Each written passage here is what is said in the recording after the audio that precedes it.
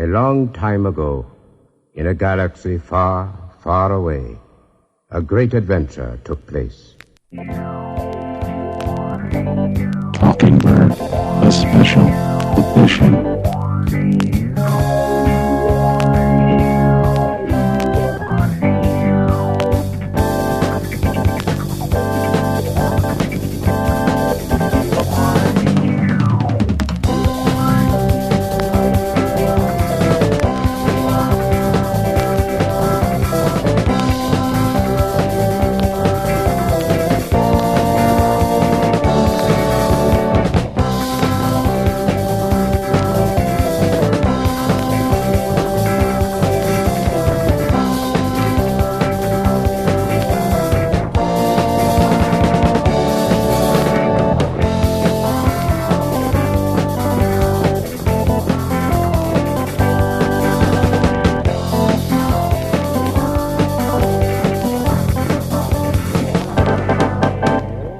Hello, and welcome to Talking Bird, the special edition, episode 61.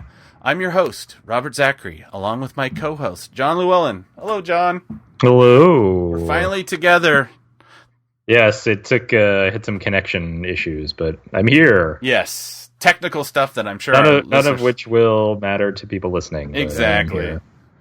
But it is a fall has appeared in the Pacific Northwest. I'm sure it's not the same in Austin. It did for like a week, and now it's back up to 92 degrees or something.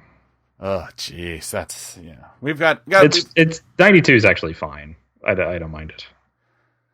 Just kind of. I prefer it. In fact, you prefer it 90? That's fine. I don't mind it. Oh wow. Ugh.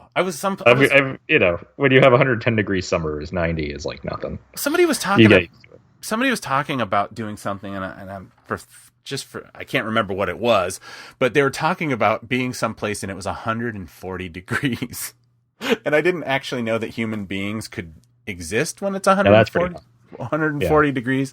The hottest, I guess they do in the Mideast in some places. Does it really get that hot there? It gets really hot. It's like a dry heat, though. Yeah, that is true. I don't know if that makes me feel any better, but we have, all talking about the weather of the Middle East aside, we have like a lot of Star Wars to talk about. Mm-hmm. So we've got lots of Star Wars. We have a couple weeks worth of stuff to catch up on in some cases. We've got Star Wars 23. We've got some news about some speculation about some comic titles that are coming. Some video game issues. Yeah. I guess if we have time, we could talk about the most recent Star Wars Rebels. Yeah, I think we should. If we got time, we should definitely talk about that. But, Robert... we're going to go right into this, huh? How was your Force Friday? Well, it was like... I guess it was Force Friday. I'll be honest. I had a little... I don't know. I don't know. Rogue Friday. I had a little trouble knowing, because when I mentioned it on our Twitter at talkingbirdcast.com, I was like, is it Go Rogue, or is it Rogue Friday, or is it Force Friday? And it's like... Go Rogue was that like stop motion thing people made, wasn't it? Yeah, I guess maybe I assume to promote the toys. Yeah, I kind of screwed that up, because I just kind of grabbed whatever came to mind at the first time and put it out there.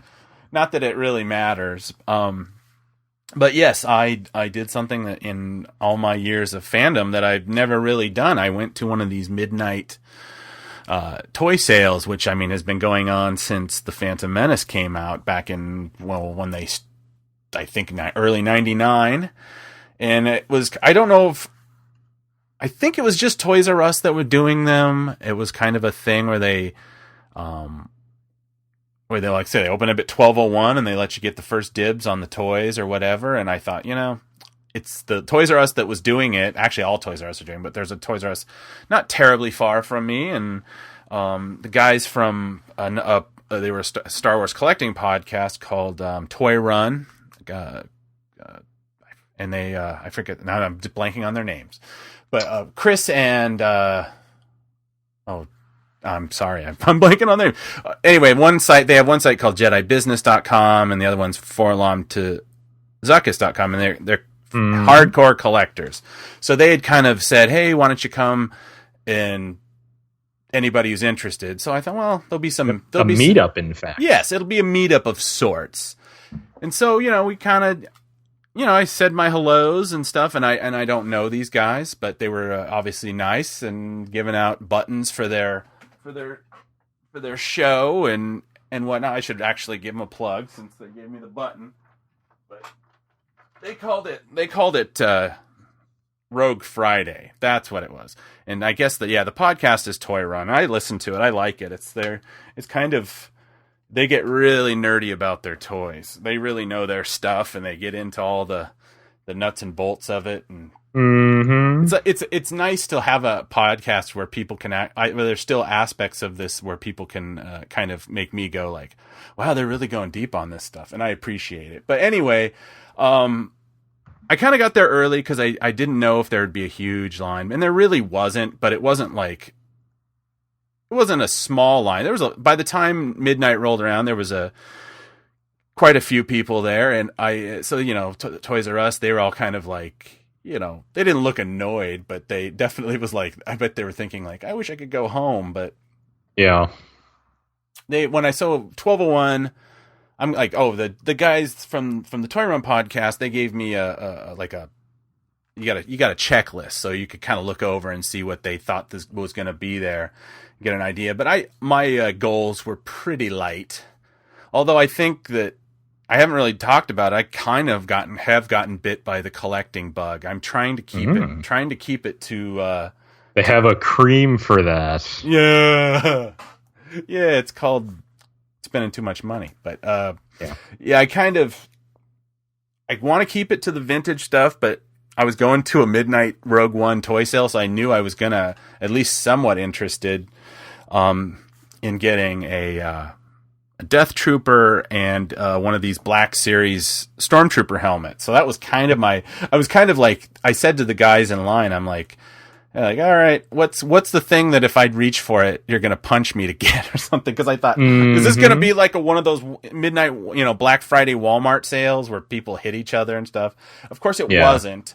But when they opened the doors, they were handing out like posters and T-shirts, and I was like, oh, free stuff. I never get swag. And I kind of stopped for a few seconds, and I looked, and I'm like, oh, it's like a Rogue One T-shirt that only came in medium and large for Funko Pops, which are like, I don't know if I said this, it's like literally my least favorite collectible right now. These Funko Pops that are ubiquitous. Now I've seen they have them for everything now.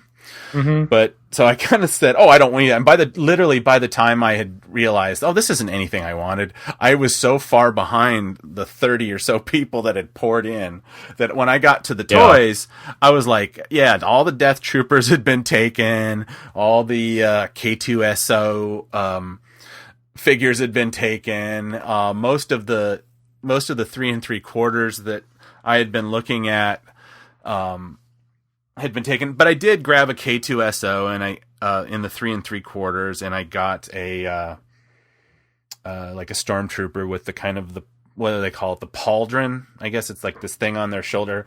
Right. Yeah, they look very close to what they were on when they were on Tatooine, with the orange shoulder pads. It's kind of that classic A New Hope looking trooper. And I did I kind of was thinking to myself, do I really want to buy a helmet? That's a pretty big collectible, and wasn't cheap.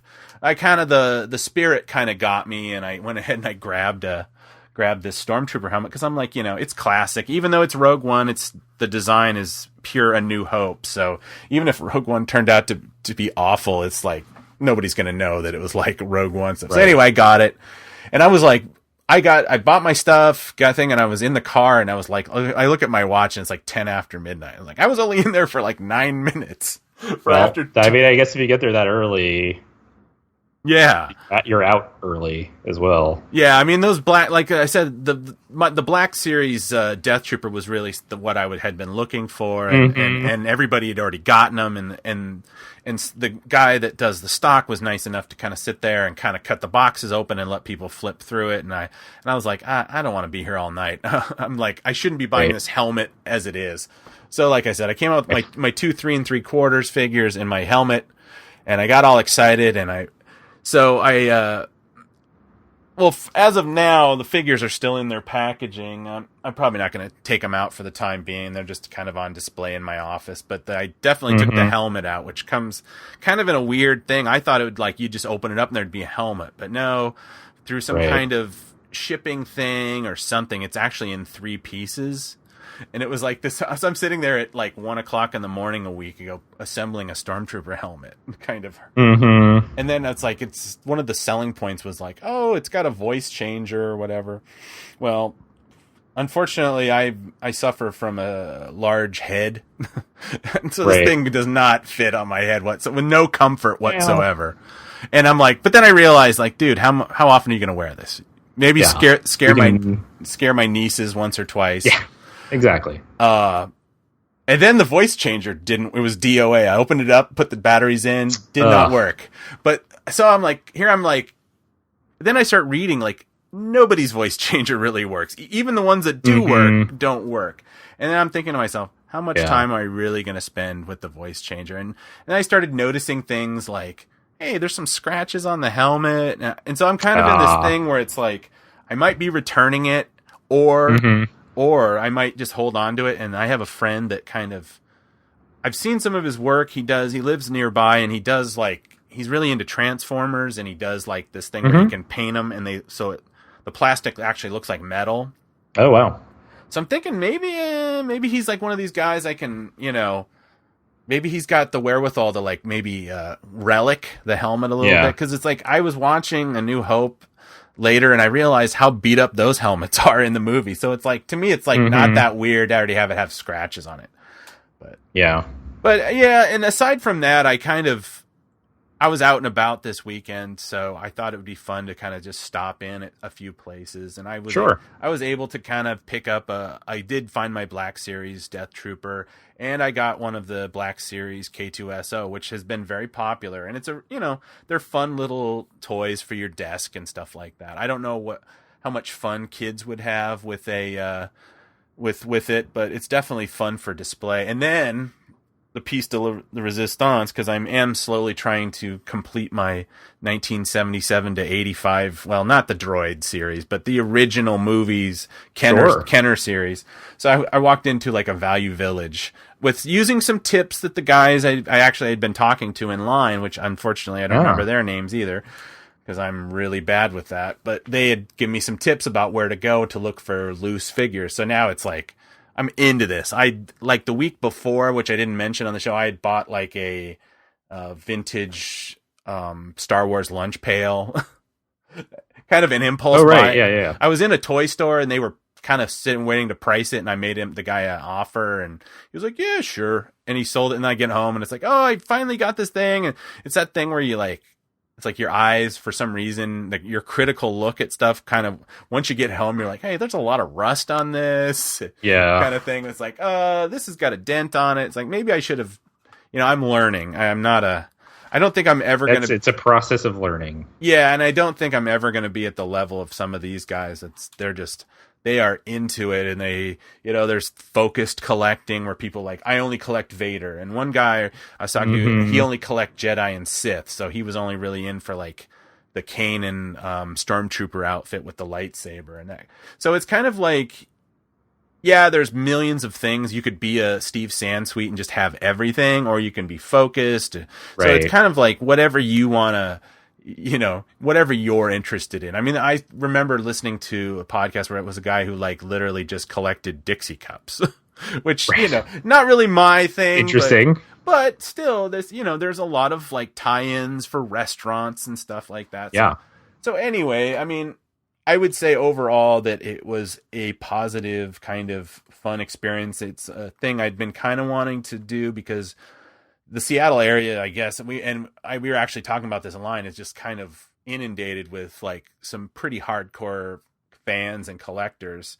So it's kind of like a lot of these guys that, like the guy that has the original Death Star in his house, he lives here in Seattle, and it's, and Jake Stevens was the guy that I was thinking of that has the Toy Run podcast. He does a lot of videos for, Hasbro opening with his kids and stuff like that. So it was kind of nice just kind of going out there and meeting some of those people.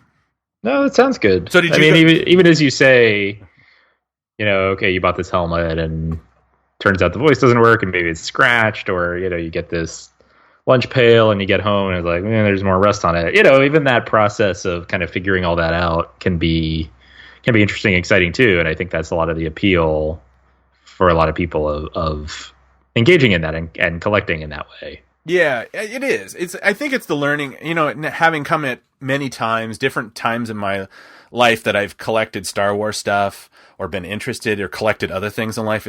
I've always realized it's the process of that your early mistakes and your early learning ends up becoming the fun part, because it's like when you get to the point where you're just like, when you're very focused and you know exactly what you want. Those are like the kind of the fallow days of not going out for what they call a toy run these days, and hitting a thrift store and not finding anything and just being like, ugh, this is when you're like only looking for a specific thing and you've driven to 5 thrift stores that day and there's not a single, it's like, oh, I saw one Ewok with no accessories and like, I can't, I'm not buying that or something like that. Yeah. But yeah, no, it's definitely kind of a hobby, and I have to be careful of like doing that thing where you just ramp up and buy a bunch of stuff and then kind of kill the fun. I did buy this is awful, and this is the last I'll say on toys, and we'll get on to some just general talk. Is that so I've been looking at stuff on eBay, and I ended up with like, for some reason, because I had bought all these loose figures, I ended up with like 2 Bib Fortunas. And neither one of them has the coat and the chest plate and all this stuff. They're all just kind of stripped down. So I'm like, even though it's like not even in my top 50 favorite Star Wars character, I'm like convinced, like, I'm tired of buying all these stripped down Bib Fortuna. So now I've bought one. So now I'm to the point where I'm buying figures off of eBay and having them sent to me. So I think I might have a slight problem, but we'll keep it in check. But before we move off to toys, I did see something yesterday or 2 days ago about kind of kit bashing your own toys or your own collectible figures. Basically, it was about, and I'm blanking on who wrote this, so I apologize. But it basically, wanting his Rebel Alliance to be a little more diverse than the original trilogy was, and so taking basically a way to take the heads off of different figures, and I think these were like not quite original Kenner figures, but older figures. Take the heads off of one of your Bith or some other kind of alien creature, and then put it on an X-wing pilot's body. So now you have aliens in your Rebel Alliance, which the original trilogy toy line did not really have. I kind of wondered what you thought about that. I mean, I think it's a neat idea, but I'm also not like super into collecting, and I don't really worry about like mint in packaging or anything like that, or like making, keeping the integrity of the original figure, even if it's out of the package. So what do you think about that idea? Or do you think do you think the answer should be like, well, they should just start making more toys with like aliens as rebels? Well, the funny thing you should say that, because I remember, like I said, I've gone through periods where it's like I collected all the Simpsons things for a while, and then those were all like I never took them out of the package, and then when I kind of needed to reduce in my life, I just kind of got rid of them all. So it's like that thing where now my feeling is like, except for some of the stuff, like my Black Series ones, they come right out of the package when I get them, and they go on display. But I'm not against it, because it's like I'm starting to realize that it's not like, yes, eventually when we're all old, it'll be harder and harder to find, original Kenner things in good condition or whatever. But to be perfectly honest, it's like there's so many of them. I mean, they sold millions and millions of them, and just as a function of the way they were made, they're not going to last forever. So I think it's like free for people if they're interested in doing that. It's fine, because there's people get prickly about the Heinlein flash guard, which is like a camera flash, there was a Heinlein and the Graflix, and they were the two like external flashes that on cameras that they had made the original lightsabers out of. And in the 90s and whatnot, they became very popular for these prop builders. They would go out to camera shows, and these things that were like $5, they would buy them, like a bunch of them, and they would tear them apart and add some bits and bobs, and they would have their own kind of lightsaber. Well, I guess what happened is, as the internet has built, and so now these communities, instead of being kind of geographically isolated, people talk to each other, and they start finding out, hey, all these Star Wars nerds are buying up these vintage camera pieces and destroying them. So it got to be like, either they would start to prohibitively price them like $200-$300, or they would, if they got a feeling that someone was a Star Wars fan, they wouldn't sell to them, because they didn't like the fact that these things were being kind of destroyed. And I kind of understand that, but that's just the way things go. And when I grabbed this loose, one of the figures I got was a loose Han Solo in his Hoth gear, which is, the blue jacket and the yellow tan pants. And all I could think of is like, wow, if I had a steady hand and it'd be really cool to put a little stubble on this guy and make it like a vintage style Kenner Cassian Andor character, because to be honest, his Black Series character looks very much like kind of a baggy version of Han Solo. So I actually have already thought about, the possibilities of kit bashing stuff from my own collection. So I think I'm all right with it. I probably won't do it, but if somebody said like, hey, I'll buy this from you because I'm going to dip it in some thing and pop the head off, I'm cool. There's a guy on YouTube. He's an English fella, and he has a great channel called Toy Poloi, and he does this stuff. He's spent the time like doing things like, because one of the things about the original Kenner figure is that the leg joints aren't very stiff, and he does this thing called army building, which like he builds an entire Imperial army. So that means he's got 30 original stormtroopers and 30 biker scouts, and sometimes he has to buy them very inexpensively, so he'll get ones that have like a broken arm or something, so he'll put them in boiling water and pop their heads off for one that has a loose head. He shows you how to fix if the heads fell off your original Darth Vader. He does this thing where he does a slate drill and he puts in this piece of a Lego. It's quite ingenious, a way of I don't know if it's on par of art history, like where people do intense preservations of important works of art, but it's almost like these guys do kind of put the same amount of care. It's almost an art unto itself. So I find myself watching a lot, although I'm not boiling a lot of figures and trying to pop them, but it's like, I do wonder how I can get my stormtroopers, extra white or something like that. I'm investigating the way some of them, they dump them in peroxide and weird things like, I don't know if I'm really, it'd be like, all these little bottles around my house with stormtroopers. Hun, don't touch I'm bleaching my stormtroopers. Don't touch them. Yeah. But yeah, like I said, it's it's a fun, it's always like fun when you kind of get into a new aspect or a hobby. It's like this is always the best time, I think. And so in a year, yes, you might hear me going, yeah, I've been popping heads off of walrus men all day or something like that. You never know. You never know with me. Yeah, you never know.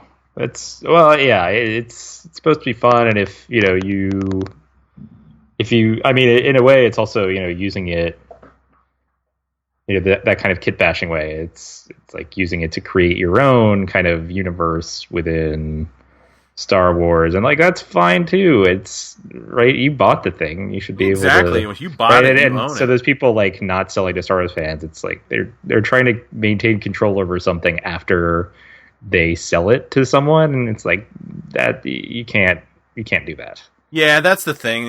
Having come from a kind of a growing up, my dad is a really big, he wasn't really a collector, but he would get into different things and get really intense. And a lot of it was a kind of a money-making proposition for him. He would go to show, he would sell things at, collectible shows and things like that. Not toys or any stuff like that, but it was like mostly hunting and, knives and things like that. But, yeah, it's that kind of, I've run into these guys before that are kind of very much like they use this as an opportunity to kind of like, oh, this is my thing and I want you to know this before you buy it and all this. And it's like, just sell it. But, yeah, that's just my take on it.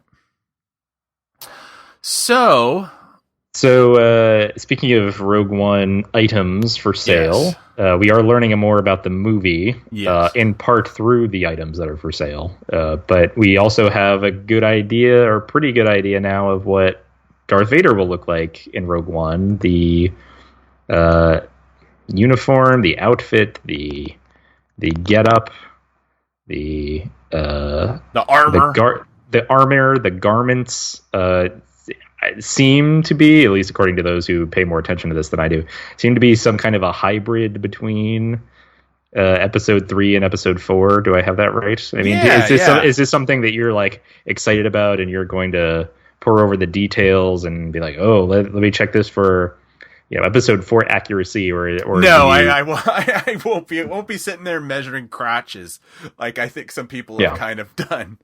A lot of it off of Rogue. The NC measurements are out there. I guess, if one cares. Yeah, I assume anyway. I mean, again, I'm not ridiculing people for wanting to do that. I just I laugh because I just don't have the patience to be a person like that. I'm pretty bad even measuring, pieces around the house when I'm trying to fix something. I'll cut a piece of wood and come back and go, how did this end up being 3 inches shorter than I needed it to be? So I obviously when it comes to these kind of measurements, I'm not super detail orientated. If you hadn't pointed out to me that all the differences, some of it, I've heard because they talk about like how Darth Vader's helmet was painted in A New Hope to kind of, because of the materials available. It wasn't a situation like now where they literally have to go out of their way to kind of go backwards to make it look like it looked 40 years ago. Back then, they tried to make everything look as great and as, intricate as possible with what they had. Right. So like you ended up like they would paint an extra gray on the the high, which Darth Vader's, I guess the closest you call it, his cheekbone.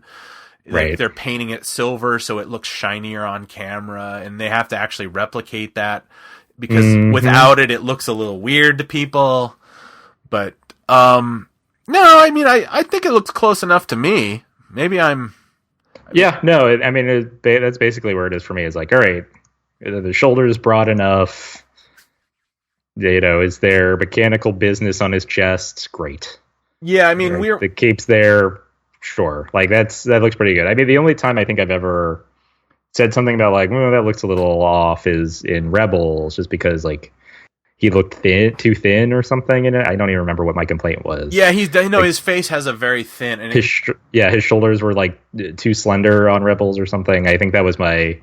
But beyond that, it's like, right. It's a costume that you just put someone inside, essentially, like a Chewbacca or what have you. So it's like, I mean, they can get the outside pretty right. The fact that they have to navigate, what it looked like in Episode 3 versus Episode 4, it's fine. It's as long as it doesn't look like a complete knockoff, like some kind of generic Halloween costume called like Dark Spaceman or something. Like as long as it doesn't look like that, I think it's fine. Well, I mean, I will just to offer even though I said I don't have a problem, I will just to offer another point, since we don't have someone to offer that point. I will say, when it's not done, when it's a little weird, it can be a little weird. And my grand example is how I think a lot of people kind of have made grumblings about how Anthony Daniels' C-3PO costume looked in The Force Awakens.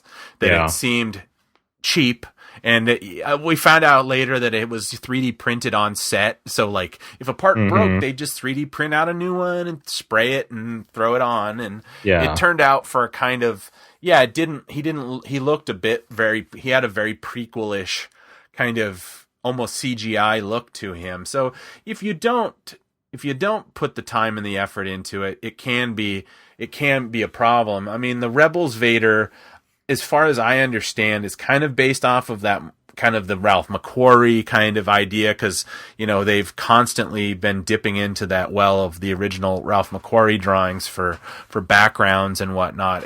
And like, if you look at some of his original poster work, or that thin Vader face, I will say I'm starting to actually kind of, there is a Rebels Vader out there now, but it's kind of it's so funny. It's actual, I'm talking toys again, but it's done in that Rebel style, and then you push his legs together, and when you push his legs together, his lightsaber comes up. Oh. And it's kind of like, it's a very 70s kind of toy that I'm like, yeah. When that thing drops in price, I probably might be buying that, because I kind of like the way it looks, and I wouldn't want that in the movies. I understand that the TV show you have... when he squeezes his legs together? No, I'm sorry. I don't want the design. Yeah, I don't want it to be like, that's what happens, like Jyn Erso, like, pushes... He squeezes his thighs together, and then his lightsaber... Oh, you did it to me again, Krennic. Ugh. I mean, yeah. But I mean, the whole thing about him looking different has led to this kind of interesting speculation that I kind of love, because I kind of feel like it's not going to bear out. But that, like, I think people are like, oh, there's going to be this thing that you're going to see, like the episode 3 Vader, and he's going to get into some kind of battle, and at the end he's going to get beat to death, and they're going to spend valuable movie time retconning right the difference in... Well, I mean, and I'm not saying that they don't have some evidence to back that up, but the things that I think I know about the way they do Star Wars now, I don't feel like that's what they're gonna... I could be completely wrong, but it's like, I don't think they're gonna take, like, have a 20-minute Darth Vader battle and then 20 minutes of him getting a new suit, you know. It's I would find it a little... You know, I don't know how Vader's going to be used, but yeah, this whole idea that they're going to kind of retcon it through some kind of battle at the end of the movie, and that's what you're seeing when you see that back to tank and approaching is some... I don't know, but it's a good guess. You know, it's like one of those things where, yes, it is kind of a... I don't know. I mean, I don't even know who's playing Vader in this? Do we know somebody like Spencer something or other?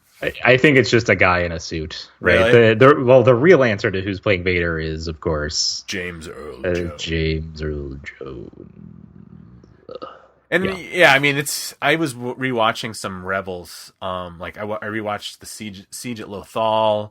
I rewatched the season 2 closer. I forget, Twilight of the Jedi, or of the Jedi, or something. The big battle, right? And it's amazing how much, even with that kind of super stylized Vader, it's like, it doesn't really matter, because when James Earl Jones is kind of pouring out of the speakers, it's right. You know, it feels like Vader to me. It does a lot to paper over any kind of minor flaws isn't the right word, but, you know, any kind of minor discrepancies that you might find with the costume or the shoulders or whatever.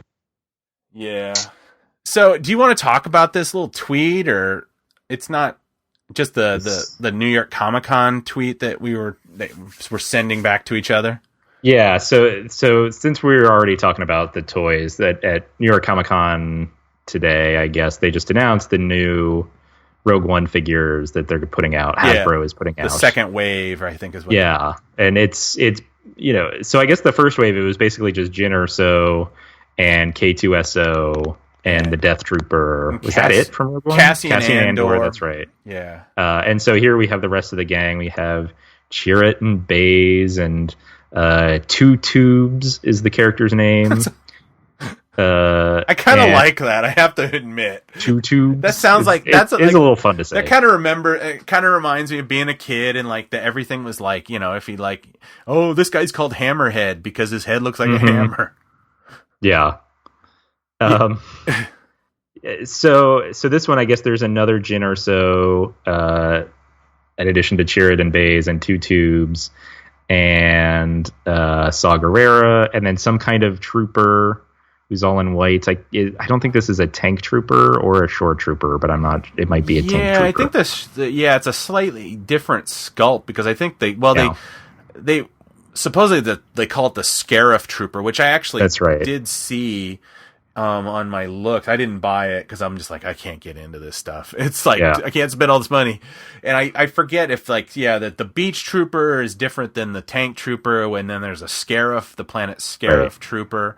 Right. I think one of the big reveals, which, I mean, I'd mentioned on Twitter last week is that this Saw Gerrera character has a mechanical foot. Metal foot.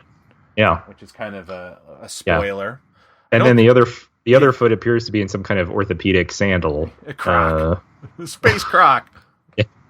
I mean, other than that sandal, right? So we can just other than that sandal, I think the Saw Gerrera figure looks really good. Yeah, that's actually kind of my one that I'm like, that's and I think. And bays, right? You were interested perhaps in a bays Malbus. Yeah, I'm kind of in these look like the 3 3/4 size. Yeah, I'm pretty sure they are. The bays Malbus is already out in this die-cast thing that they do at the Disney store. And I don't know, it's like they look cool in pictures, but when you pick them up and stuff, they just they do look like they're made out of. It's hard when they paint the skin. You can totally tell that it's metal painted, that kind of right. But I'm kind of thinking I'll probably wait for the Black Series. I just kind of like the articulation and the and they, for the most part, I think they look really good. The Jyn Erso, the face is still kind of off. It's like a very generic lady looking face. It's kind of like that's kind of the problem I've had with all the human figures. It's like, there's no two ways about it. I mean, Felicity Jones and I'm blanking on his name, Diego Luna. I mean, these are good looking people, and they did not do a very good job. At least since those are the only two humans that characters I've had a chance to look at. It's like they did not do a very good job on the painting. I mean, I saw somebody that had a Cassian Andor where it was like one eye. It was like Marty Feldman. It was just like, wow. It's pretty bad. It's like, these figures are not cheap. I mean, I guess for inflation, they're about the same. I mean, they're $8 figures, which when I was a kid, they were $2, but I don't remember they weren't as well painted back then, but it's like some of these ones, like when it's great when they're great and they've done a good job, but when you can tell it was Friday on the line, it's like, there's like they're cross-eyed and the stubble's like globby and but the bays one I think on the Black Series is going to be very cool, but I still got to save some money for eventually if I can ever find this Lando in his Bespin outfit with the cape, which I kind of pulled those guys when I was in line, and they all kind of like, I don't know if they thought I was meaning the one that was an exclusive at Walmart that was him in his general outfit. But because they had said, oh no, it comes out today, and I haven't seen it anywhere. I mean, I've looked, I've gone on online retailers. I think it's gonna be one of those ones where they're only gonna be like 100 of them, and they're all gonna be super expensive in 6 months or something. A little depressed about that, but. Yeah. But these figures, I think, the Chirrut one looks really good, I think. Yeah, and it's a very good, I think it's a good likeness of Donnie Yen. It's a good pose. It's, an interesting kind of sense of movement and action with the figure. Yeah, I think that might be, considering that, like, having watched all these box openings or whatever of the toys, I feel like the figures are really going to be the big sellers for the retailers this year, because I think the toys, like the vehicles, they're just made, they're like so poorly made. I mean, I was watching these guys taking them apart, and like all the, like, even stuff like the U-wing, it was like the wings, they extend the wings and they're like super floppy, and like because they make the edges out of rubber now because they're worried about lawsuits about kids getting poked in the eye, so they do this like almost overcompensation. They put like a rubber nose on things, and because the plastic's so cheap, they have to, like, this guy, he was putting like cotton batting in the nose to actually fill out the form properly. Oh wow. I saw a guy, the Toy Polloi guy, he actually dismantled the Force Awakens Millennium Falcon because the clip, it's like they kind of juice it up for kids, so it's got this Nerf launcher and all this stuff, and you push buttons and they pop out. Well, the plastic is so malleable now that, like, just playing with it or displaying it can actually cause the things just to pop open. Oh, wow. So this guy had to take it all apart just to fix that. I'm just like, wow. It's amazing. And it's like... Yeah, I mean, years from now, there's going to be a bunch of people selling these things where they're like, yeah, I had to take it apart and glue it back together again, so you can't actually play with the wings anymore. And yeah, and I'm kind of, it goes to show you that, like, 40 years down the line, that, like, a lot of... Even though that, Mike Kenner stuff is beat to...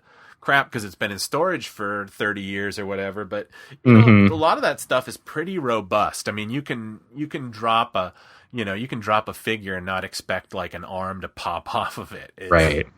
These things, I feel like they're more of, with all the little bits and pieces and stuff, they're just, I don't know. I don't have kids, so I don't have to really have that conversation about like, all right, you can play with the toys, but keep all the accessories in a bag because they're gonna break. But yeah, exactly. There's some fun looking toys. Yeah, definitely. So anyway, since we were on the topic, I figured we could just I'm sorry. It's like I feel like all of a sudden people are like, this turned into a toy podcast overnight. No. I'm just kind of into. That's my thing. I'm into right now. Trust me, it'll soften up eventually. It'll all be even, and it'll just be news and. Well, it's part of the news. Do you want to move to comics next or to video games? Let's do the comic. Let's do that. All right. So Star Wars issue 23 came out last week, I guess, and this is the one with that damn cover that's the Photoshop cover. I think looks awful. Of Han and Leia running down a corridor and they're carefree and they're laughing, except the angles of their faces doesn't match where their neck should be, and also their heads are like smaller than they should be given the way their shoulders and neck is drawn. I can't believe that got approved. I can't look at it. It's bad. Anyway, in this issue, Luke and Leia and Han and Chewie and Sana are still hijacking the Star Destroyer Harbinger. If you recall, last time they basically had a plan to cripple the ship, force the core meltdown to get all the Imperials to leave so that they could then fix it and have a Star Destroyer at their disposal. In this issue, we spend some time learning why that is. It's because the Empire has a blockade of the planet Tureen 7 because the people there were rebel sympathizers, and so the Empire set up this blockade, and the people who live there are starving now. So that's why they want the Star Destroyer. And then a lot of space is devoted to Han and Leia racing each other to the front of the ship because whoever wins gets to be the captain. And so Han gets on a speeder bike, and Leia goes outside in space and goes that way. And it's kind of like a fun teasing thing. They say they don't like each other, but Sana is there, and she correctly susses out that these two people are in love, but they are pretending that they're not. C-3PO finds that idea ridiculous and thinks it's hilarious, and even goes so far as to tell R2-D2 because he just finds it so funny. So that's a lot of what happens, honestly. And then towards the end, I guess they're waiting on some other ship, some other rebel ship to show up. It finally does, but the captain is attached to the outside of the hull with chains, which is bad. And so really it's a distraction so that Scar Squadron, that commando band of stormtroopers shows up, and they board the Harbinger unannounced, and to be continued for next time. So what did you think of this comic overall, regardless of the cover? Regardless of the art, because I'm still not a fan of the depiction. It's a particular style. It is very different than previous artists on this. I'm willing to. Again, I haven't been reading comics enough to have a sense of okay, is this just a different style, or is this actually not? Does this actually not look that good? Oh, I don't think it's inept or anything like that. I'm just right. It's merely. It's just not. It's not your preferred. It's not style. It's my preferred. It is. Aesthetic. It is a little more cartoony. I'll say that. Yeah, I say overall that it was for being kind of I consider it kind of a holding pattern issue where it's like, I think they're doing a little, what do they call it? Like emotional housekeeping in this kind of, you know, in a high action, the previous issue was a pretty high action kind of thing. So this is kind of a light, kind of calm before the storm issue. I mean, I like this idea of them all kind of trying to like, I have to keep reminding myself of the time frame of this. This is just post A New Hope, and yes, they've gone through some stuff on the previous issues. I mean, 22 whole issues of story plus crossovers and whatnot. But yeah, I mean, it's kind of a nice interlude. You know, the whole warp core breach kind of thing, where it kind of feels like, well, the reactor is like, it's a very Star Trek kind of concept, but that's fine. But it's, the chase situation was kind of goofy, but you know, whatever. It's, the one thing I will say though is like, so when they're racing, and I forget, I don't know what number, they don't number my program doesn't number the panels maybe the same way but they're doing that chase, and okay, I think it might be panel 7, page 17 or something, when it looks like Leia kind of gets clipped in the back. Oh yeah. Are we supposed to imply that he ran her down? Yeah, that's what I'm not sure either, that he just like, because he's on a speeder bike, which go pretty fast. I couldn't tell how fast he was supposed to be going. Yeah. Because if he's on a speeder bike, those things go super fast. I imagine he has to go a little bit slow so that he doesn't crash into anything. But yeah, they kind of downplay the violence of that moment. But when you think about it, you're like, no, he like ran her down with a speeder bike. I mean, if they're trying to over illustrate that idea, that kind of that old childhood idea that, you know, the little boy or the little girl that either pulls your pigtails or, you know, tries to steal your eraser or whatever, like secretly likes you. But it's kind of like, I think the whole idea that Sana had kind of recognized this, even though it's so cliche now, because like, of course we know that they're going to get together and then they're not going to be together. So it's like, well, it's not being very prescient in the story, because it's like, well, you know, the story's done all the ephemera out there has done all the work, and this and the writer is merely just kind of tapping into it, which is fine, but it feels a little cheesy, especially the idea that, you know, just a few issues ago Sana was so much like, you're my husband and all this kind of thing, and they dragged it on so long that in the end, she's not really that attached to him or anything like that. It was literally just kind of a red herring that, you know, that everyone should have seen coming. Exactly. I mean, I like the kind of the callow Luke of like him. Just he's kind of a dork in this still, and he's running around in his little stormtrooper helmet. He has it on his rebel pilot's uniform, and then a stormtrooper helmet to deal with like the vacuum or to deal with something. Although I think those helmets just filter out smoke and not toxins. Yeah, I know. It's kind of like, what's he doing? It's like, is he in a vacuum because he's not wearing gloves? Yeah, but maybe there is an element of, you know, Luke putting on the flight helmet on the Falcon in Episode 4, you know, aspect of it, where he's just like, oh, let me see what this looks like when I put this on, and you know, I mean, sorry, it's kind of a fun image. Yeah, you could almost argue, well, he's putting on the helmet because he knows that helmet's tied into their communication systems, and it would be easier than him carrying around a comm link or something, so because he needs his hands. Yeah. But yeah, no, it's an interesting visual, and even going back to the toy thing, maybe somebody will probably be popping the head off of a stormtrooper to make one of these, you know, combo Luke stormtrooper helmets. Right.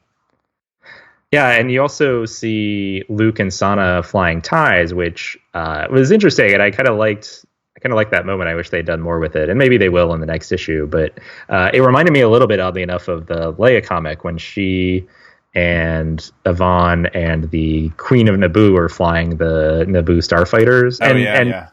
It reminded me a little bit of that, and then also, you know, there's a long tradition of, at least in the Star Wars EU, of putting, you know, rebel pilots in a TIE fighter, and, you know, they're talking about the difference between a TIE fighter and an X-Wing, and, you know, Poe Dameron did it in Episode 7. So it's, you know, it's certainly in line with the tradition they've established. And it's like, oh, it would have been nice to see more than just a couple of panels of them doing that. And again, maybe they'll get a chance to later on. I don't know.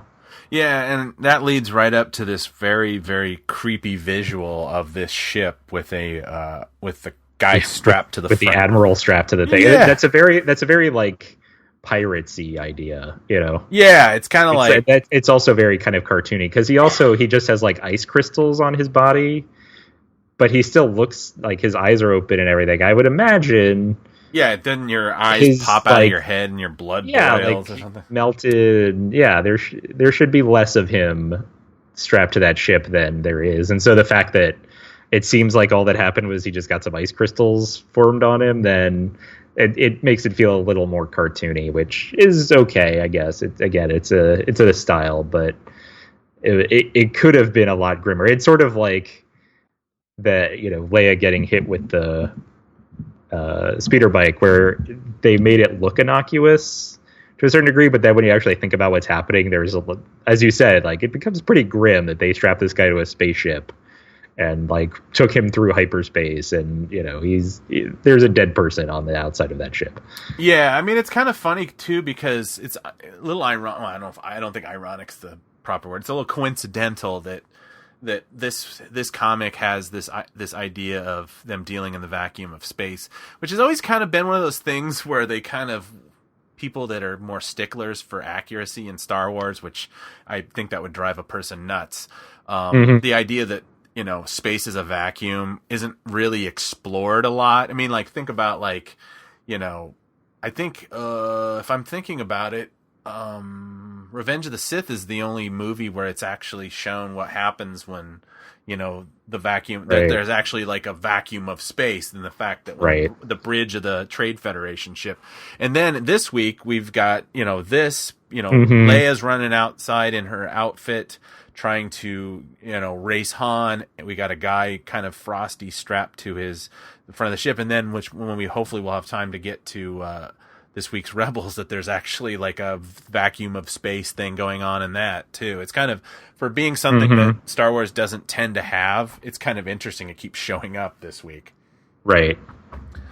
But yeah, I think that's I think they were just trying to maybe make a little, you know, foreshadowing for the what are these troopers called? I forget. Scar troopers. I just think of the beef trooper, but right.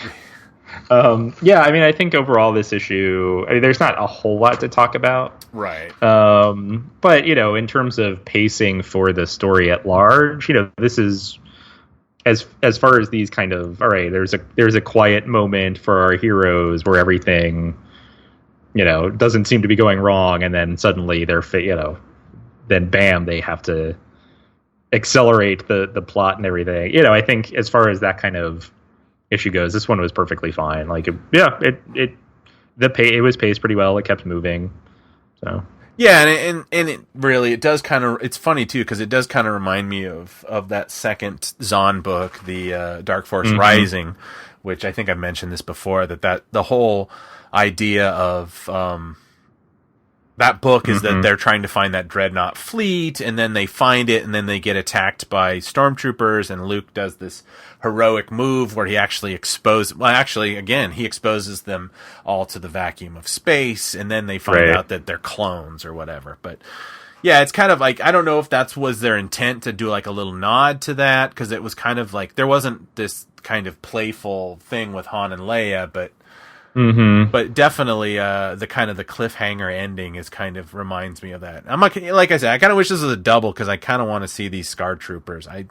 I'm interested in what their whole deal is. I mean, to me, it's as much as I think I've actually taken them to task on things like this, I'm trying to have a new attitude and be positive, that like this kind of throw it against the wall and see if it sticks can be kind of interesting. Like the idea, like, let's give a stormtrooper a lightsaber, or, you know, was that the guy? Does the guy have a lightsaber? Because he was the one who worked for Gracchus the Hutt, who collected all of those Jedi artifacts. I can't remember, the Game Master, I believe, was his name when he worked for Grekkus the Hutt, but he was really an Imperial spy, and so he had access to all of these lightsabers. I see. And so I guess he just took one with him, and so that's why he has a lightsaber. Yeah, it's just this idea like anybody can have one.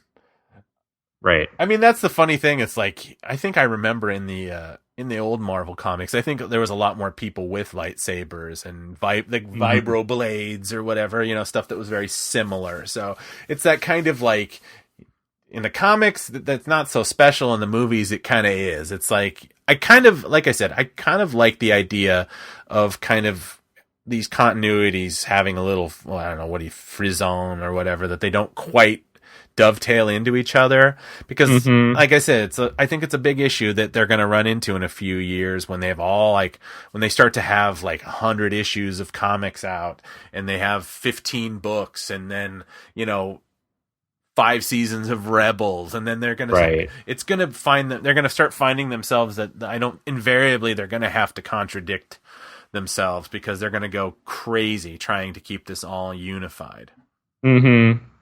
Yeah. But I agree. I think just as an aside, did you get a chance to see the preview for the Vader 25? I did not, actually. I haven't either. I was just wondering if we'd seen any hints about where that's going, because it's kind of one of those things that now that I've complained about it so much, and to the point where I question the validity of my complaints, because now that it's going away, I'm kind of miss this comic, and I think it comes out. Oh God, what day was it? It's next week, I think. Okay, so maybe we'll talk about that if we have time. Yeah. So this story that they're doing in the Star Wars, the last voyage of the Harbinger, or whatever it's called. This is only going to last a couple more issues, I think, because then in Star Wars issue 26, we are sort of getting a Yoda comic.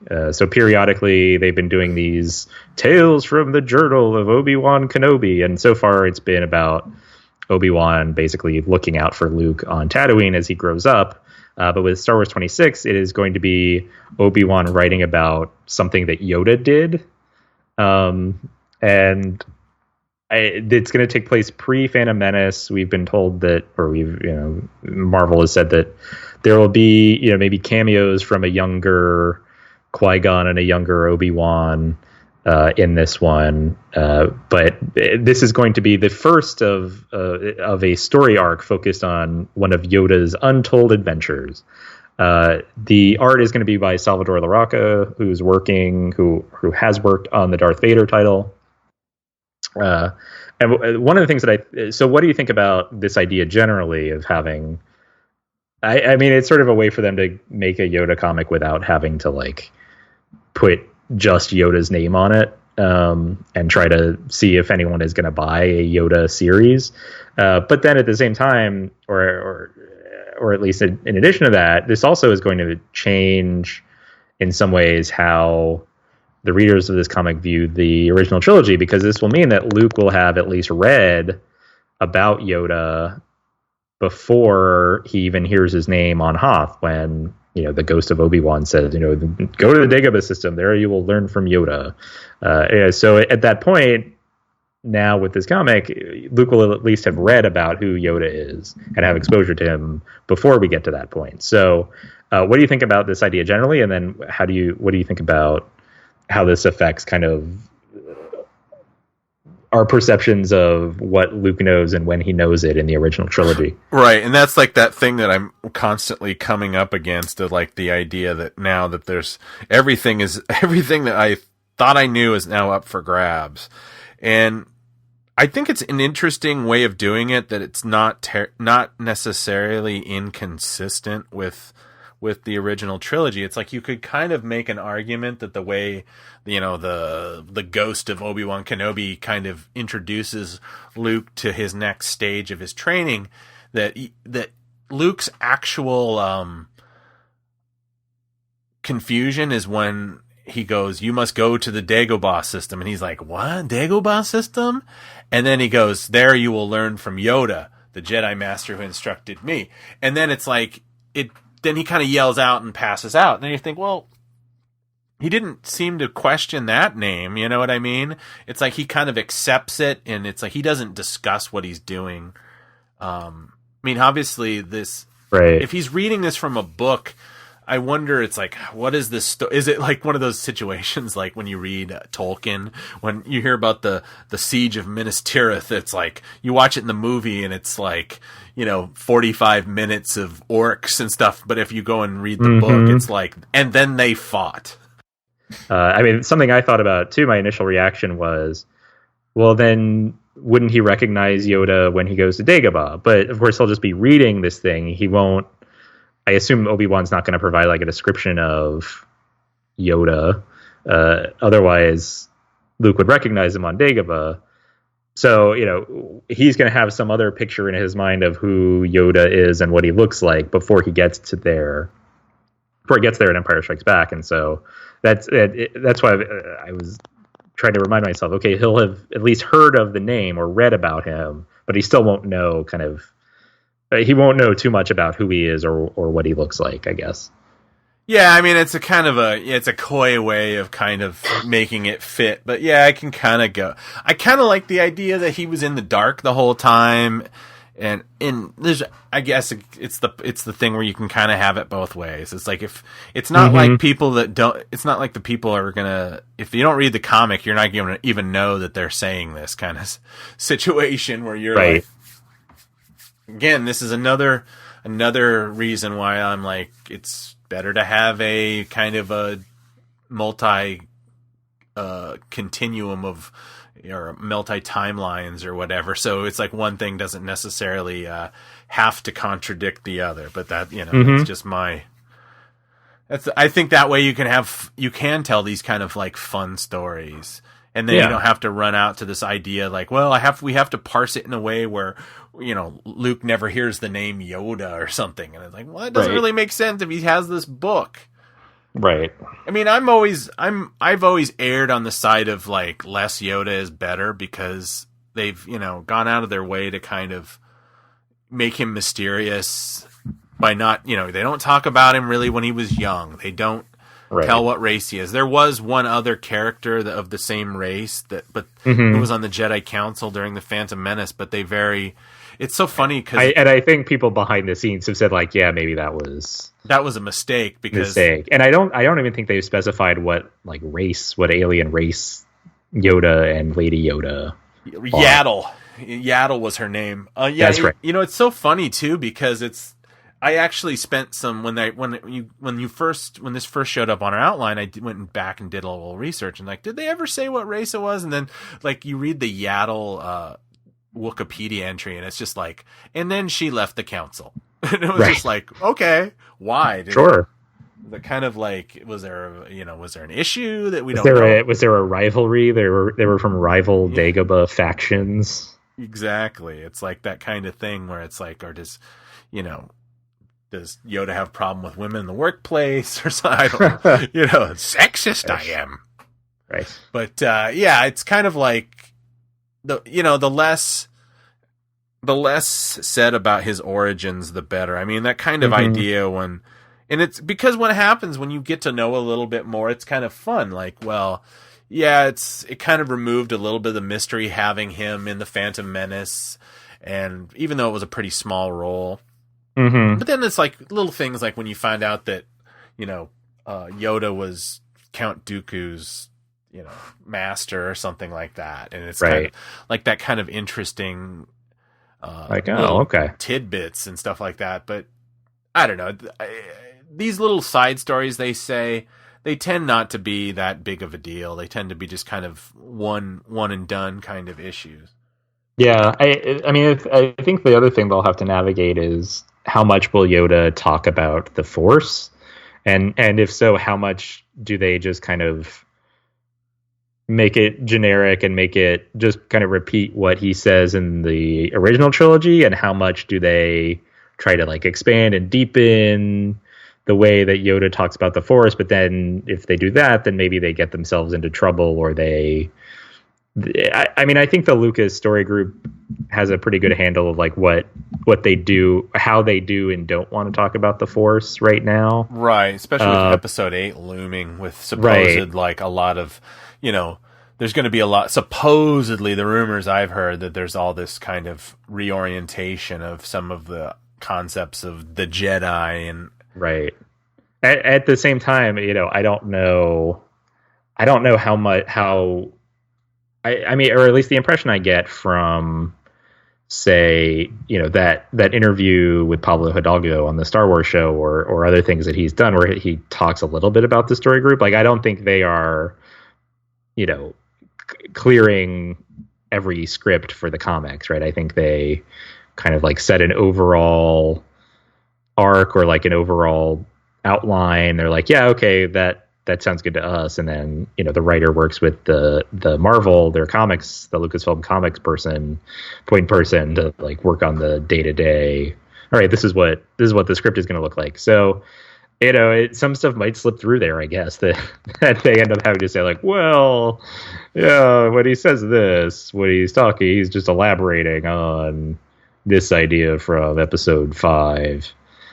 Yeah, well, I guess we'll find out. Yeah, and it's like you almost wonder. It's like, well, if this were a TV show, it would have, they would have a Bible, a TV show Bible, which usually when somebody gets hired on a TV show, they have to read, especially if it's like a Star Trek or something like a Supernatural, that show, like they have to have. This is how things work. This is how things. We don't ever do this, and we always do that. And I wonder if because I've never heard of anybody even mentioning this, because I knew there was one at one time, and then I think Zahn either got it sent to him or he was part of the person that kind of created it. And I, because of the new stories, it's like I feel like they ditched that, and that's kind of what the story group becomes. They become a living show Bible. Right. That's where it's become this idea where it's like this running joke where it's like, oh, they have little things on like the Star Wars show or whatever. Like, oh, let's just ask, Pablo's in the hallway, let's go ask him this question. And he answers it, really straightforward. And authoritatively. Like, yeah. And it's kind of like, well, part of me always kind of goes like, wait a second. How did, I know this guy's paid his dues and then some, but he's not George Lucas. It's like, right. How does he get to do that? But I mean, I guess if he's kind of like him and Kiri Hart and Leland Chi and all those guys and gals, they just kind of serve as kind of like a living show Bible at this point. Yeah. Where it, like I said, it feels a little bit more freer, where they can they have a little bit of wiggle room with some of these stories. Yeah. So Salvador Larroca, who did the artwork for the Darth Vader title, that's where he's moving to. The writer of the Darth Vader title, Kieran Gillen, is now working on a classified Star Wars new comic title, which is going to be an ongoing series. So they're going to have 3 ongoing series: Star Wars, Poe Dameron, and whatever this one ends up being. The first 2 issues they're scheduled to at least come out in December. So I initially saw this on Slash Film, and the writer of the piece, of the news report, I guess, speculated that either it would be an Afra title, or because it's coming out in December, maybe something tied to Rogue One. I'd be pretty skeptical that it would be an Afra title. Yeah. At least at this point. I mean, they might decide to do one down the line, but she seems like someone who they would either give a limited series to or find other media to kind of expand her presence in Star Wars. I mean, she's still in. I know she was a big hit with people who read the Darth Vader comic, but she's still a pretty minor character in the broader Star Wars stable of characters. So people might, wonder like, so why does she get her own comic and not, like Kylo Ren or, Rey or Finn or someone else? Why would Afra get her own title and not some of these core characters? Right. So I'm pretty skeptical that it would be Afra. The Rogue One idea, I guess if it's going to be an ongoing title, I don't know who it would be then. Right. And I guess we'll find out more with, we'll probably even find out more next month with that Catalyst novel a little more about at least some of the characters' backstories. But I don't know who. It would depend on what the timeline for if this were to be a Rogue One ongoing series. I don't know what the timeline would be, like when it would take place, and then who has an interesting enough backstory that like just seeing them day-to-day adventures would be interesting. I saw Guerrera title maybe, but even then he's again a relatively minor character in the broader Star Wars stable of characters. So why not pick someone who's more kind of central? What do you think? Or I know a long time ago we did kind of a bit about, who would you want to see get their own comic? And so, we had some both real and fake suggestions there. Right. But what do you think about either of these ideas, it being Aphra or being somehow tied to Rogue One? And then if neither of those, what would you kind of like to see in a Star Wars title? Yeah, I honestly don't think it's Aphra. I feel like whatever her part in this story will be somewhat resolved in Darth Vader 25. Either her destruction or her moving on to something else. Mm-hmm. And like I said, I feel like there's not a lot left on that kind of, unless, she had her opportunity to join up with the rebels and she didn't do that. Right. And so she's not going to, we're already not yet anyway. Yeah. We're already careening towards the era of Empire Strikes Back in that. It's kind of like, you're wondering, it's like, right, because then you end up having two comics take place in roughly the same time, which they did with Star Wars and Darth Vader, but those were different enough, right? So what do you find for Aphra to do? It could be, there's not a lot. And the thing is, it could be anything from like an Ahsoka comic, or unless there already is one that I'm not thinking of. No, the novel comes out next week, but I think that might, for a while, I think that might be the last we hear of Ahsoka. Okay.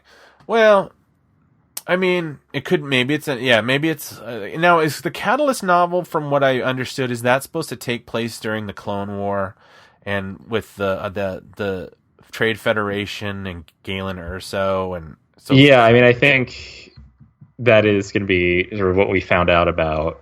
It's kind of the relationship between Jin and Galen and Krennic. I think that a lot of that came from the Catalyst novel. Yeah, it's going to be this. It's going to take place maybe way before Rogue One when she's a kid. Boy,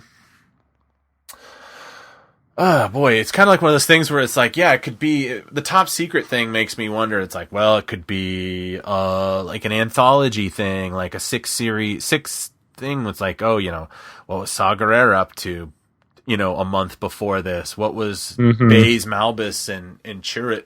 What was their deal right before? Why did Bodhi Rook, get disillusioned from the Empire? They could do an anthology series. I'm trying to think like what big character. But if it's an ongoing series, then it's ongoing. They have to come up with something sustainable for, at least 20 plus issues, I would imagine. Boy, that's. Yeah, they haven't given any hints, huh? No, I don't think so. And it's only it's a speculation from the guy from was it Peter Serrata from it could have been, yeah. Oh boy, I tell you, it could be anything, and I don't actually have something that on the tip of my brain that I would think like, that needs to be. We need to have a continuing issue about this, it's like, I still think a Mace Windu series could be really good. Would kind of be. They're starting to soften up about dipping back into that prequel era. So right. They had the Obi-Wan and Anakin sort of miniseries. I think they will at some point start setting more comic series in that era. And I personally think Mace Windu would be a great place to start. I guess another option would be something, well, no, not for ongoing. I was going to say something Rebels related, but Kanan would have been maybe the best option for that, and they already did essentially. They already did that. So, I don't know. I'll be curious to see. I'll be excited to find out who it is potentially. Yeah, I guess I got nothing speculative on that one. We could get the Masameta ongoing series that we've all been clamoring for. Yeah, the machinations of Amasameda. Yeah. If only Amidala were here. A Techno Union title. To the Techno Union. From the Tales of the Techno Union. Exactly. The Banking Clan miniseries. Yeah. I will sign your treaty. just a pod race in comic book form. Like the first 3 issues are just introducing every racer with the like weird little quirky thing, and then you get a dozen or so issues of each for each lap. That would be really bad. That would be bad. That kind of stuff. We're not advocating that. That kind of stuff that reminds me. I was at some of these, those shops where they're bookshops, but they're almost completely made of remaindered books. Mm-hmm. Yeah, but they pretend that they're not. Right. And I was in one, and they we're an independent bookstore. Yeah, well, we're just a bookstore. Like, oh, this is from like 15 years ago. So they had like this anthology, like an old Dark Horse anthology of Star Wars comics. It was like 7 or 8 issues of some series, and I just kind of it was only like $5, and I think I'm gonna buy it. And then before I buy, I start flipping through it, and it was like I must have flipped through like 30-40 pages, and I never saw a single character I recognized. Yeah, and I'm just like, wow, this is why I never read Star Wars comics in the aughts. The timeline got a little esoteric. It's almost like that same problem that I have why I've never warmed up to the Aftermath series, because it's so much of it is other characters that I'm just not invested in. It's like, and it could totally be something like that. It could be, Stormtrooper Academy, which, actually I think that might be interesting, but I doubt that they're going to do that. Yeah. Do we want to do Rebels season this Rebels episode 2? Do we have time? Yeah, we can. So Holocrons of Fate was last week's, or the more recent episode. It was essentially the third part of the story that began in the season premiere. Maul has tracked down Hera and the others. Kanan and Ezra are off somewhere else. So Maul tracks them all down and basically holds them hostage so that he finds Kanan's old Jedi holocron, and he holds the crew of the Ghost hostage to get Kanan and Ezra to give him the Sith holocron so that he can put them together and become powerful. So they have to go back to your old pal and mine, the Bendu. No Bendu! And basically learn a new lesson about trusting each other and trusting themselves. And, they have to work their way through this cavern. I mean, it's kind of a neat planet. It's like there are caves and everything, and spiders and whatever, but it's also kind of a bit of, it looks like an undersea, kind of reef in some ways. They have to go through these caverns that are filled with the spiders that Ezra is still afraid of to find the Sith holocron. Ezra takes it to Maul. Maul tries to kill Kanan, but it doesn't work. He survives. And this time he gets spaced basically, and then he finally makes his way back to the airlock, and he is also starting to get covered in ice crystals, but he's also breathing really heavily. So I thought that was actually an even more realistic depiction of what would happen than the comic book. But anyway, Maul, those are flavor crystals. Yeah, that's right. That's right. It's Kanan with Retsin. So Ezra and Maul put the two holocrons together. The Bendu warns Ezra though that he'll see things, he'll gain this knowledge, but it can't be unseen, and maybe it's for the best that he doesn't gain this knowledge. So they put the holograms together. They're able to kind of see into the future a little bit about the end of the Sith. Something about twin sons. And Kanan finally convinces Ezra to look away. The whole thing explodes. Maul is sent off wandering. He says he's still alive. He's still alive. So I'm not sure whether, and we the audience are not sure whether that means Anakin is still alive or maybe Obi-Wan Kenobi is still alive, because remember, Maul has that history with Obi-Wan Kenobi. So it could be either one of them. And Ezra, right, he is not as driven, by what he saw, but he just, says something about twin sons, and that's it. And we will see you next time. Except what's weird is, right, Filoni said, okay, well, they're not going to have like this person's episode and that person's episode. It's going to be integrated, except coming up, I think we're getting a Sabine episode and then a Hera episode. Oh, are we? So at least next week, I think, is the Sabine and the Mandalorians. Oh, I thought this week is, isn't this week the Wedge episode? Oh, yeah. So Sabine has to go undercover at the Imperial Academy to help spring some recruits. You're right. So they are, right. So there's that episode, and then I think the Mandalorian one's coming up at some point. So that was this week's episode. What did you, it was a lot of Kanan and Ezra talking to each other. The end was pretty spectacular in terms of, the holocrons merging and exploding and all that. But it aside from that, there wasn't a ton of action. It was a very talky episode. So yes. What did you think of this one? I mean, I liked it. I actually did like it a lot. Although it's like, the combining of the holocrons is kind of like the Castle Grayskull, right. The two He-Man swords together creates this issue. I mean, I think it's, I should have checked this, and I don't know how many episodes they're doing this season. It's just like, I feel like they move a little too fast. They covered a lot of ground in this one. I feel like it's like, this whole idea that Ezra's been kind of, I mean, I don't know, maybe it's a young person, like maybe the thing is like, the equivalent of Ezra messing around with this holocron is like kind of like the older brother catches the little brother smoking pot in the basement kind of situation where he's like, hey, you shouldn't be smoking that stuff. And it's not like a big deal. He can just stop.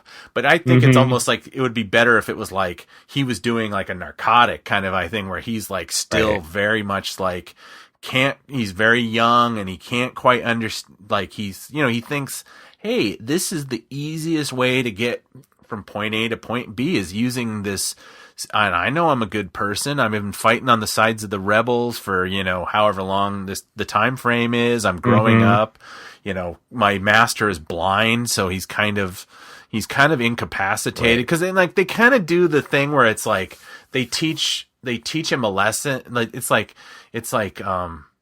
Kanan learns a lesson, and then it almost seems like the beginning of the episode, he forgets everything that he's learned. Right. So I will criticize the story for that, because having gone, like I said, I went and watched some of the kind of like the high water marks of some of the episodes of Rebels, like Lothal and the one where he's blinded.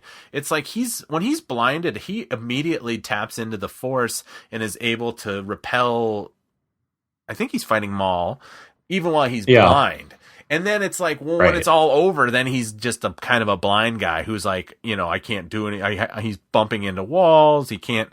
And then it happens, and then he gets spaced by Maul, and then he's able to figure out where he needs to go quite easily. It's like. And then then again, he's like, it's like he's handicapped or vision impaired when it serves the story, and then he's not when it serves the story. And it kind of that, I wish they would come up with like they're taking a long time to establish the fact that a person, strong in the Force probably doesn't need eyes, whereas they kind of undercut the idea of how seductive a Sith holocron is. I mean, think about like finding some little thing in a box somewhere that has all the easy answers to life's hard questions. How quickly would a 15 or a 16-year-old just immediately eschew that because a grown-up told them, yeah, that's bad, you shouldn't do that. Right. Because it's like you're questioning, you're a teenager, there's a lot of pushback. Maybe he got his nose kind of swatted in the previous episode for kind of almost blowing the whole Y-Wing thing. But in some ways, he's got to think to himself, okay, I didn't do it well and I've been demoted, but we did get the X-Wing. I mean, we did get the Y-Wings. So it's like I wish there was a little bit more conflict. I mean, I like the idea. I'm not like a big fan of the idea, like, oh, because, there shouldn't be an Ezra or a Kanan in the continuum after the end of the Galactic Civil War, because Luke and Ezra should never meet or that kind of, which, I guess I mean, nobody's actually said that to me. Now that I'm thinking about it, this is merely my own personal opinion, but I could be swayed one way or the other. I guess if I'm trying to be concise for once, I really wish that this was a thing where it wasn't like 1 week I'm handing the Bendu the holocron, then the next week I have to go get it. And it's and like this idea that, like, I think it should be that was quick. That should have come up. Maybe the whole Maul thing should have been, unless they could have done it later in the season. And then all of a sudden it's like they did that big reveal about Thrawn, and then there's no Thrawn. Right. Nothing. It's like it became like almost like this thing where it's like I forgot about Thrawn. Yeah. It was such a non-issue. How we had been completely like talking about, speculating, like, what kind of Thrawn is this going to be? How close is he going to be to Zahn's interpretation of Thrawn? Is are we supposed to be excited about him because really he hasn't proved himself in this version of the story? So we can't give the stuff that we love about the books. We can't ascribe that to this version. But it's like, well, then you didn't even have him. It's like not even like an interstitial kind of thing at the end of the episode where he's plotting something, or, I don't know. I feel like, I mean, I guess they need to, they kind of have two overarching stories going on, right? There's Ezra versus the Force, and there's these rebels versus the Empire, essentially, and I don't think they've ever really figured out which one of those is more important. I mean, it seems like that they're putting the Ezra versus Ezra learning about the Force, trying to figure out his place in the Force and his place in the universe, like that is kind of the main story. And this, and by the way, they're also being chased by the Empire is almost in some ways the B story, right? It's the B conflict. And so, when you introduce Thrawn, especially doing it in the very first episode, and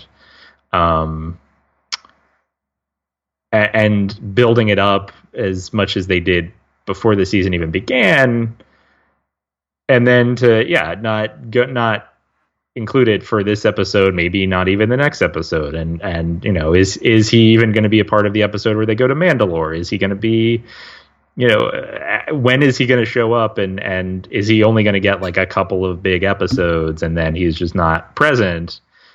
Is that really the best use of that character, or could they have created a new character who would have done maybe not exactly the same things, but it would have served the story in the same way without kind of building up everyone's expectations for how much Thrawn is actually going to be in this season?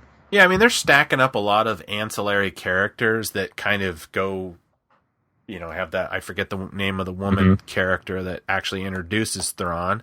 It's like, she's only kind of really there to kind of bring Thrawn into the story. And then we have Tarkin, which, I mean, come on. I mean, they have this huge iconic character that has very little screen time in A New Hope. He just kind of mostly, stands and threatens people. And so you could kind of, he could be a military, he could be a military genius, because we all know that he's not going to be if he's, even if he's a small part of Rogue One, if they've CGI'd some great version of him, he's not going to be the star villain, because that's the Krennic character.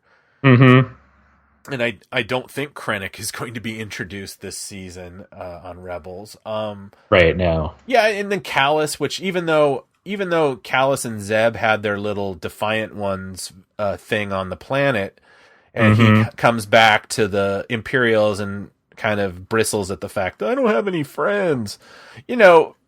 that doesn't mean that he's not an enemy. You know, he's still he's still in the room, isn't he? Or am I thinking of something else? Have we seen him this season? No. You know, I think I might be combining two because I was gonna say now I'm paranoid that because I just watched Lethal, and then I think that might be in the back of my head. But even though Callus is still a character in this thing, unless and there could be a great idea of like, are we going to, we know Thrawn they're never going to make a Thrawn that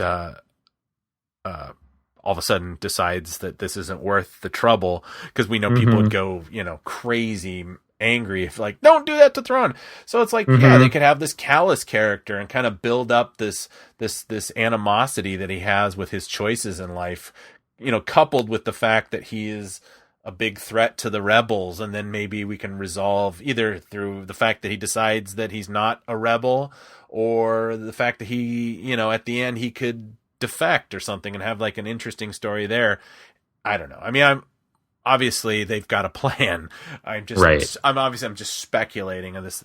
I just feel like it's like they bring, the one thing I would say that Rebels has, they're really great at introducing great characters. They're not particularly good about using them once they do. Even with the Bendu, I'm a little disappointed with this Bendu, because maybe this still isn't the end of him. Right. Maybe we'll be getting even more. But right now he's basically the equivalent of, that Burl Ives song, Mr. In Between, or whatever. It's like, oh, I'm this and I'm that. Maybe they'll survive and maybe they'll be eaten. Right. Well, I mean, he hasn't, the fact that he is neither dark side nor light side. We talked about it in the premiere, and it's still true here. Like, he's never really shown what that means or why it matters. Like, he's just kind of given advice, but that could easily be advice coming from Obi-Wan Kenobi or Yoda, or Qui-Gon or someone else. It's the fact that he's not a Jedi, that he's not part of the light side of the Force. We haven't really seen any evidence of why that's even worth mentioning, I don't think. Yeah, I mean, again, going into speculation mode. The Bendu, it's kind of an interesting way of almost kind of reorientating, maybe like when the way that they're going to posit this idea of the Force on the show, that it's that the good, the bad, and the middle, it's almost like this elemental thing where it's in the ground and it's in the trees, and like, yes, there are Sith and Jedi and stuff, but there's also like a kind of like, there's the pure form of it where, that occurs in nature, like the same way that, if Bendu is the middle, then whatever that thing that was on Dagobah that Yoda was living next door is kind of like a physical manifestation of evil. And then, this idea that these things are kind of like, there's these Jedi concepts that existed in antiquity, and they slowly were, I don't even know how to say it. It's just like, I just think it would kind of like, there have been a little like, it's a great opportunity to kind of have a fun, kind of almost a philosophical conversation. And just the idea that they bring him back, and then they don't really give him anything to do. And then it kind of undercuts the idea that when Bendu takes the holocron, I had gotten a feeling that he'd kind of like, if he's in the middle, why would he even care? If he was handing like, oh, this is like, you're just handing me this kind of, basically you're handing me the Encyclopedia Britannica for the Sith. Like, okay, I'll take it. Whereas I guess he took it to keep it safe, right? To make sure that but it kind of a Sith couldn't get their hands on it. It's almost like he seemed almost, at least to my eyes, at the end of the previous episode, Bendu seemed almost slightly covetous of it. Yeah. Like, ooh. And I thought, well, geez, are they going to have to come back to this guy? And it's going to be a thing like, I will not be giving this up. It's mine now, or something. But really, he's just like, I go down there. It's on top of one of them spiders. It's like, oh, okay. He does not. Right. It's. Yeah. Yeah. And it could be that he just does, right. He doesn't care either way because he's not part of that conflict. He's like, yeah, whatever. If you want that holocron, fine. Yeah, maybe he's doing the middle a little too good for my taste or something. You know what I mean? Yeah. It's like, well, look, if you look at him, he doesn't have a dog in the fight. So this is how a person who doesn't care reacts. Right. But I mean, it is, to get back to your other idea, though, I think that could be interesting too, that, when Yoda is on Dagobah talking to Luke about trying to get the X-Wing out of the water. He talks about the tree, the rock, the Force is flowing through all of these things. And, when you think about it, like, okay, so does that mean like this rock is the light side of the Force? Is this tree the light side? And there's the tree and the cave where, the dark side is there, but is the rock itself, a light or dark side? Maybe not. Maybe it's just in the Force, and the dark and light side of the Force that becomes attached to these things is just whatever we bring with us. Yeah, like there is that, right? There's the dark side is strong in that little cave tree stump area, so they'll have to fit that in. But this idea that you don't start out as being either light or dark, but you kind of choose a side, or you that's something that the Jedi or the Sith or whomever kind of imposed on the Force externally, right? That could maybe be an interesting idea for them to get into with the Bendu, I think.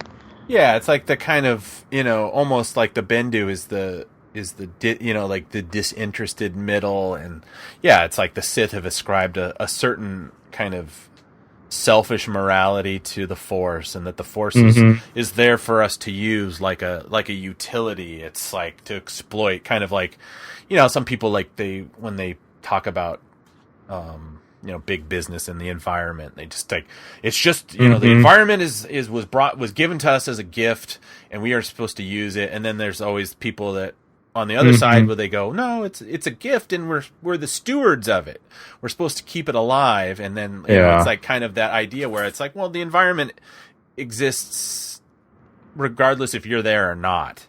It's like you've ascribed a morality to something that in and of itself has its own character that we have. And like when they talk about the idea of the Force or the Bendu is the middle, it's like, well, we've never explored with the middle. What's the pure...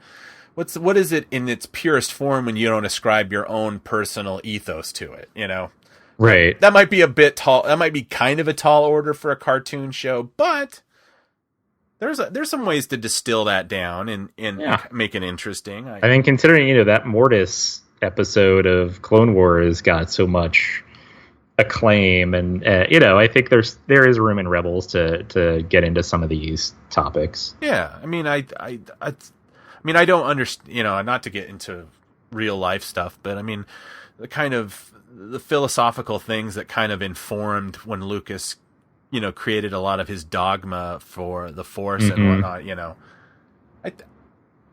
I think there's a way for them to kind of get in there and kind of touch on it without it making like it being like a preachy show or something like that. It's just like a philosophical idea. Yeah. And that doesn't mean that you can't have, Star Wars. It's like it's good versus evil, and although like I said, the whole lines and like even in the I think, did I talk about last week when I was like, well, I think we did. I talked about the girl in the stormtrooper helmet.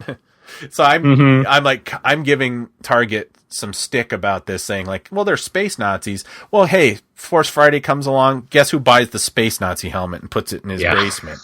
I feel like the guy from Motorhead, Lemmy, who got all the crap for having Nazi memorabilia. Nazi memorabilia. It's like I just respect the style. It's like, or what was it, Brian Ferry, when he said... It's a collector's item. Yeah, it's a collector's item. It's like when Brian Ferry kind of years ago, from the guy from Roxy Music, made some comment about how stylish the Nazis were. And they got in a lot of trouble for that. But anyway, I mean, it's like, I think that they could have some... I think it could be fun, and it could maybe it could give people like a little think like, hey, maybe there's a little... It could open up discussion about, if they're kind of playing both sides now with like, are you Jedi or are you Sith? I mean, that's the kind of like what they did when Episode 1 came out. Right. There was a lot of toys saying, are you Jedi? You could buy a Peachy, like Jedi versus Sith. Which one are you? It's the kind of like, well, let's give a little bit of time to the... There are other options. Let's give the idea of like, there's such a thing as called the middle, or whatever. I mean... Right. Yep. But yeah, overall, I think it was, it was a good. I kind of like this new Maul kind of. I mean, I always think of the Peter Serafinowicz Maul, of his cadence and kind of almost being an animalistic. I mean, that was the Maul that would. Did you ever read that Shadowhunter book that they did? Was like a one-off Darth Maul book.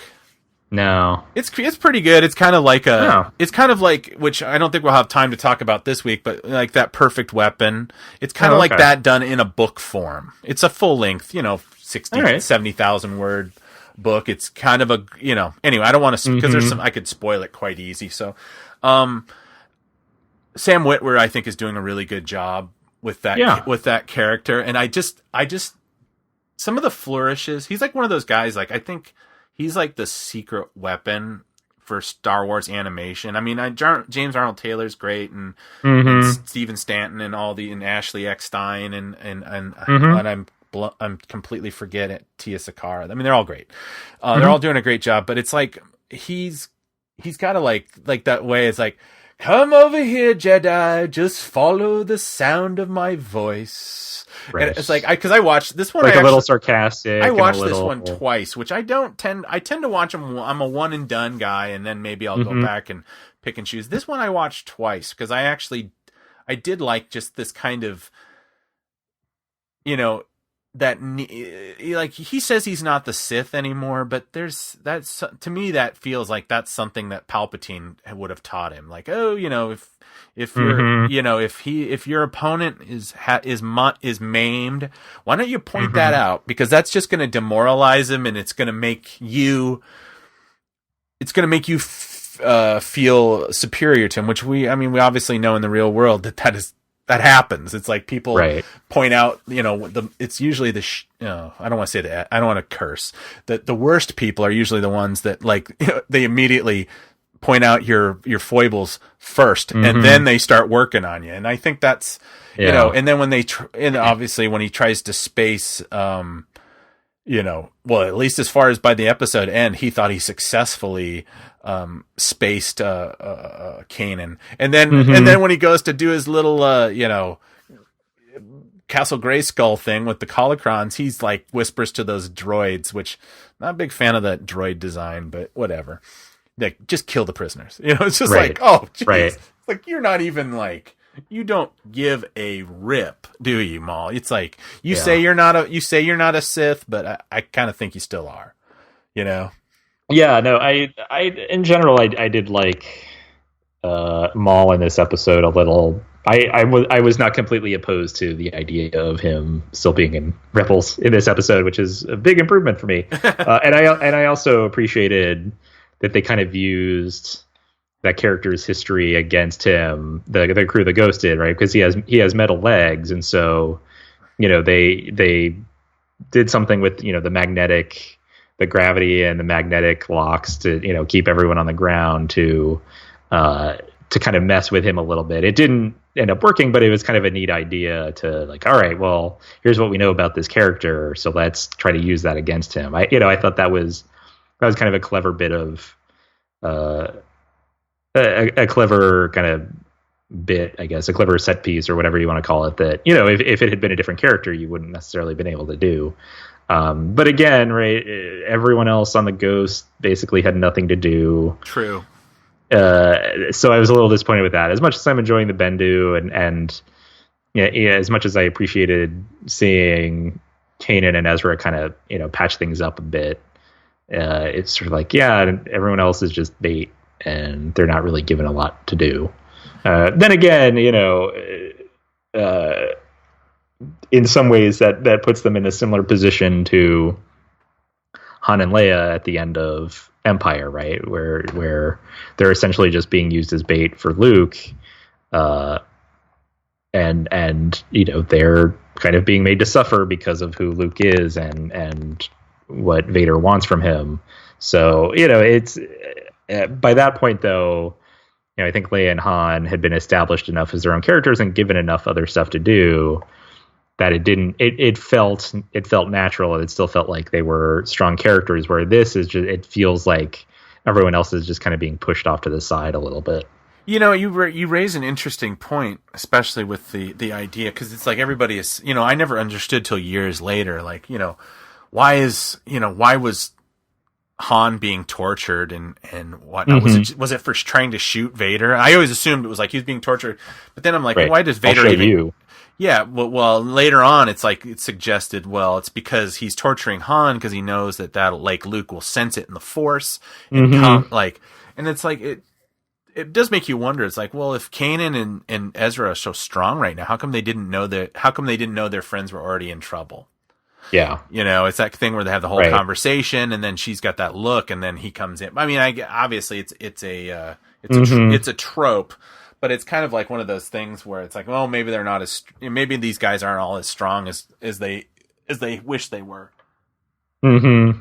Yeah, exactly. Or, they're distracted, and so they're not fully focused on hearing through the Force, and I don't know. I mean, I guess we could, I can always make that old thing that's like, I never read the Kanan comic, but he wasn't like, he'd never gone through the trials or anything like that, right? Mm-hmm. He's just self-declared himself a knight. But even he didn't get to go through, he didn't get the full training. So it's like he's kind of, what he's teaching to Ezra is almost an imperfect, kind of way of teaching. So I think that's pretty much all we had to say about that one, right? Yeah, I think so. And that's probably a good place to wrap the show up as well this week. Yeah, I think so. Well, I mean, the best thing to do if you want to kind of, tell me to stop talking about toys, or you disagree with us or want to agree with us and just said, hey, I want to tell John and Robert that they're doing a great job. You can email us at hosts@talkingbirdcast.com. That is host with an S at the end. We are always on Twitter, awaiting your tweet at talkingbirdcast on twitter.com. We do have a website that is, I've been kind of trying to work on some writing ideas about some stuff. I had this thing I was working on about lunch boxes, but I haven't really I haven't cracked the code on that. So I know you guys are probably just waiting and bating breath for my take on lunch boxes. But anyway, it's talkingbirdcast.com. And then while you're there, either click our Amazon link, or if you're like, I hate websites, I only go to Amazon.com. What you can do is you can go to talkingbirdcast.com/Amazon. It's going to take you to Amazon. You don't even have to see our ugly mugs. You can go right there and you can do your shopping. And what that is, it's an affiliate link. And what it does is it kind of kicks a little bit back of your purchase to us. It doesn't cost you anything extra. Amazon foots the bill, and we always thank you for using that. Yep. Do you have anything that you wanted to add? No, other than, if you want to interact with us on Twitter, please do. We always enjoy those, and thanks for listening. Yes, and for Talking Birdcast, I have been Robert Zachary. I'm still John Llewellyn. Thanks for listening, and may the Force be with you.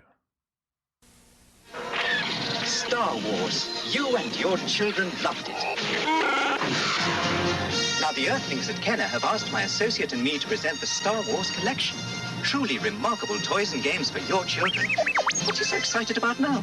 My goodness, the Star Wars TIE Fighter and X-Wing fighter. Now your children can relive our great space battles, or collect our wonderful Star Wars companions with Kenner's Star Wars action figures. R2, it's a little you. Kenner's new radio-controlled R2-D2 anyone can command. The Star Wars land speeder that moves like it's floating. And here's Kenner's Death Star space station, 4 floors of action. A trash compactor, too. Listen, R2, that's the Star Wars electronic laser battle, a game of speed, reflex, and reaction. These and other toys and games in Kenner's Star Wars collection are sold separately. Batteries are not included. May the Force be with you and your children.